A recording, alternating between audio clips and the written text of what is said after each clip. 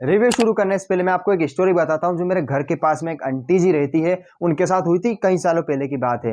अब ऐसा हुआ था कि उनकी क्या तबीयत बहुत खराब हो गई थी और उनके शरीर में सब तरफ सुइयां चुभने लगी थी और उनका बहुत तकलीफ होती थी। वैसे में वो एक बाबा के पास गए। उन बाबा ने उनको कुछ चीजें बताई, वो चीज करने को कहा और एक दिन वो घर पे आए। घर पे सब चीजें चेक करी उन्होंने। उसके बाद उन्होंने घर के नीचे कुछ खोदा और घर के नीचे से एक डोल निकली। उस डोल में सुइयां चुभी हुई थी और उससे मालूम पड़ रहा था कि जो आंटी जी है उनको उस डोल के अंदर सुइयां चुभ थी। उससे ही उन आंटी जी की तकलीफ हो रही थी। तो उसके बाद से वो तकलीफ खत्म हो गई थी। तो वैसी डोल हमें यहाँ पर शैतान टेलर के अंदर भी देखने को मिलेगी। अब मुझे नहीं पता, ऐसा कुछ स्टोरी तो नहीं होगी, लेकिन जो हमारे आर माधवन है वो यहाँ पर एक शैतान के जो कि तांत्रिक लग रहे हैं। और भाई इनका रोल बहुत ही अलग हटके होने वाला है और कुछ कह ही नहीं सकते। शैतान का ट्रेलर आया है और ट्रेलर देखने के बाद मैं बस इतना ही कहूंगा कि कौन कह सकता है कि रीमेक है। और रीमेक इतना परफेक्ट बनाया ना कि भाई ये लग रहा है कि कोई रियल मूवी है। वैसे रीमेक है वश मूवी का।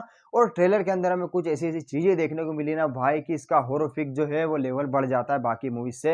अब इसके अंदर हमें स्टोरी तो पता चल ही जाती है कि हमारे अजय देवगन और उसकी वाइफ की एक बच्ची है जो कि साथ में रह रहे होते हैं। अब बाहर से आर माधवन आते हैं जो कहते हैं मेरी बैटरी खत्म हो चुकी है। और वो 15 मिनट के लिए वहां रुक जाते हैं, उनकी बैटरी चार्ज करते हैं। उसके बाद वो वहां से जाने का नाम ही नहीं लेते। वो अजय देवगन की बेटी को उनके वश में कर लेते हैं। और उसके बाद जो हमारे आर माधवन बोलते हैं वो उसकी बेटी करती रहती है, करती रहती है, करती रहती है।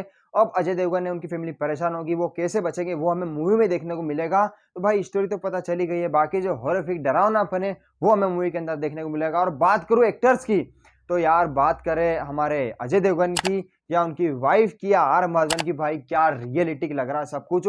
और सिनेमेटोग्राफी एकदम कलर ग्रेडिंग इतनी शानदार लग रही है ना कि भाई लग रहा है कि मूवी कमाल की होने ही वाली है। भले ही रीमेक हो, भले ही कोई साथ दे या नहीं दे, मैं तो जरूर देखने जाऊंगा।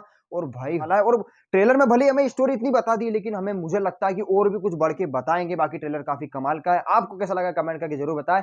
मूवी रिलीज होगी 5 मार्च के दिन, तो भाई जरूर देखेंगे। मिलता है अगले वीडियो में, तब तक के लिए बाय बाय।